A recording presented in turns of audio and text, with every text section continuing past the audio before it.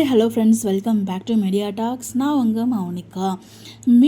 மீண்டுமா அப்படிங்கிற மாதிரி தாங்க இன்றைக்கி எனக்கு ஃபீல் ஆச்சு. அப்படி என்ன ட்ராக் அப்படின்னு பார்த்தீங்கன்னா, ஸோ உங்கள் எல்லாருக்குமே ஞாபகம் இருக்கும், ப்ரீவியஸாக தாத்தாவும் பாட்டியும் காவேரி வீட்டுக்கு வந்தப்போ பாட்டியை கொஞ்சம் நல்லவங்க மாதிரி லைட்டாக காமிச்சிருந்தாங்க. நான் பண்ணது தப்பு தான், நம்ம வீட்டுக்கு வாங்க அப்படிங்கிற மாதிரி ஓரளவுக்கு ஒரு பாசிட்டிவ் ட்ராக்கில் மூவ் ஆகுற மாதிரி தான் காமிச்சிருந்தாங்க பாட்டியோட ஒரு கேரக்டரை. பட் இன்றைக்கி அப்படியே ஆப்போசிட்ங்க, என்னடா பண்ணுறீங்க அப்படிங்கிற மாதிரி இருந்தாலும் பட் இதுவுமே வந்து பார்த்திங்கன்னா ஸோ வந்து இன்னும் வந்து விஜய் அந்த பக்கம் போகாமல் இருக்காங்க இல்லையா, அதுக்கு காரணம் காவேரி தாங்கிறதுனால ஸோ அது காவேரி மேலே இருக்க ஒரு வெறுப்பு. பட் மீண்டும் அதே மாதிரி ட்ராக் கொண்டு போகிறீங்களே அப்படிங்கிற நமக்கு ஃபீல் இருந்தாலும் என்ன தான் எப்படி கொண்டு போனாலும் நம்மளோட வீக்காக சேர்ந்துருக்காங்க, அதுதான் நமக்கு தேவை. பட் இந்த இடத்துல தாத்தா அண்டு நம்ம விஜய், அப்பா வாவ், இவங்க ரெண்டு பேரும் ஆன் ஸ்க்ரீனில் இருந்தாலே நம்மளுக்கு ரொம்பவே ஒரு பாசிட்டிவ் வைப் கிடைக்கும்.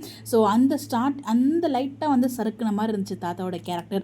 நம்ம விஜய், அதாவது பாட்டி வந்து டிவோர்ஸ் அப்ளை பண்ணும்போது தாத்தா சைலண்டாக இருந்தது, அதுக்கப்புறம் காவேரி பற்றி அவ்வளோ பேசும்போதும் அங்கே அமைதியாக நின்னார் இல்லையா, ஒரு முக்கியமான ஒரு ட்ராக் போச்சு. அந்த 2 இடத்துல மட்டும் தான் நமக்கு தாத்தா மேலே கொஞ்சம் வருத்தம் இருந்துச்சு. பட் அதெல்லாம் ஓவர் கம் பண்ணுற மாதிரி இன்றைக்கி எபிசோடில் தாத்தா விஜய் மூஞ்சியில் பார்த்த சந்தோஷத்தையும் நினச்சி ரொம்பவே ஹாப்பியாக ஃபீல் ஆனார்.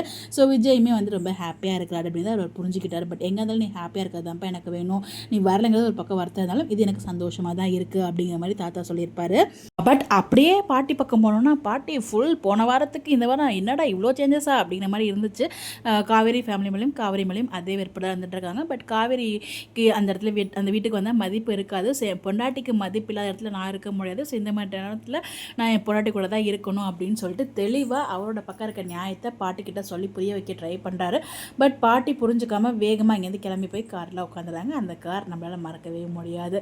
ஸோ இன்றைக்கி எபிசோடில் இது ரொம்ப முக்கியமான விஷயமா நான் பார்த்தேன். என்னடா லாஸ்ட் வீக் நல்லவங்க மாதிரி லைட்டாக காமிச்சாங்க, இந்த வீக் அதே மாதிரி வேதாள முருங்கை மரம் ஏற மாதிரியே திருப்பி பாட்டி வந்து பார்த்திங்கன்னா ஒரு லைட்டாக நெகட்டிவ் ஷேட்டில் காமிச்சிருக்காங்க. அது வந்து வருத்தம்.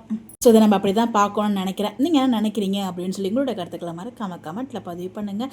அதை பற்றி நம்ம டிஸ்கஸ் பண்ணுவோம். ஸோ அப்கமிங் உங்களோட ப்ரெடிக்ஷனை கமெண்ட்டில் ஷேர் பண்ணுங்கள். அதை பற்றி நம்ம டிஸ்கஸ் பண்ணலாம். இந்த மாதிரி அப்டேட் தெரிஞ்சுக்க நம்மளோட சேனலை ஃபாலோ பண்ணிக்கோங்க. Bye bye.